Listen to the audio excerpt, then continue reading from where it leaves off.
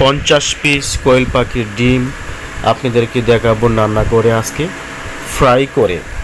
তো নতুন স্টাইলে আপনারা পুরোটা ভিডিও দেখবেন, তারপর বুঝতে পারবেন একটা সুন্দর রেসিপি। চলেন আপনাদেরকে দেখাই। এখানে 50 পিস কোয়েল পাখির ডিম আছে। আপনারা বয়েলিং করবেন 8 মিনিট। 8 মিনিট পরে প্রত্যেকটা কোয়েল পাখির ডিম আপনারা চুলাইবেন। চলানোর পরে তারপর আপনারা মেশ পটেটো করবেন, আলু বয়েলিং করার পরে তারপর আপনারা এই আলুগুলো সুন্দর করে ভাঙবেন।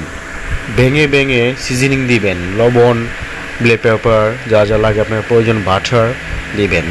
দেওয়ার পরে একটা করে ডিম আপনারা এই যে এটার মধ্যে দিবেন। তারপর আপনারা জাল চাইলে জাল দিতে পারেন, কাঁচামরিচ অথবা শুকনা মরিচ আপনাদের ইচ্ছা দিয়ে সুন্দর করে দিবেন।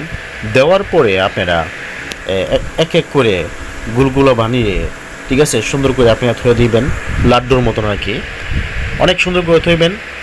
তারপর আপনারা আলুগুলো যিনি আপনারা বয়েলিং করবেন কমপক্ষে 20 মিনিটের মতন আলুগুলো বয়েলিং করবেন। এই যে আমার কাজ হয়ে গেছে।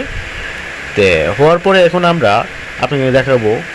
এই যে ডিমগুলো দেখছেন তো, ওকে, সব কিছু কমপ্লিট। তারপর আপনারা ডিম বাইঙ্গা লইবেন।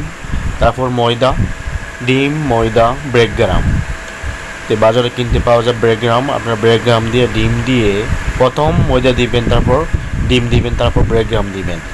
দেওয়ার পরে এক এক করে প্রত্যেকটা আপনাদের যে লাড্ডুগুলো আপনারা ডিমের যেগুলো আপনারা সিস্টেম বাই করে লইবেন, ঠিক আছে।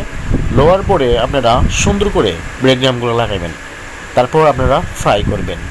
এই যে ডিপ ফ্রাই লয়ে গেলাম আমরা, যে ফ্রাই করছি দেখেছেন, অনেক সুন্দর একটা কালার আসবে। আপনারা চাইলে আপনাদের ফ্যামিলিতে, বাসা বাড়িতে আপনারা ট্রাই করতে পারেন। তবে আপনাদের কাছে আমার একটা রিকোয়েস্ট রইল, যদি রেসিপিটা ভালো লেগে থাকে আপনাদের কাছে, আপনি আমার চ্যানেলটাকে সাবস্ক্রাইব করবেন, শেয়ার করবেন। নেক্সটে আপনাদের কাছে ভালো রেসিপি দেওয়ার চেষ্টা করব।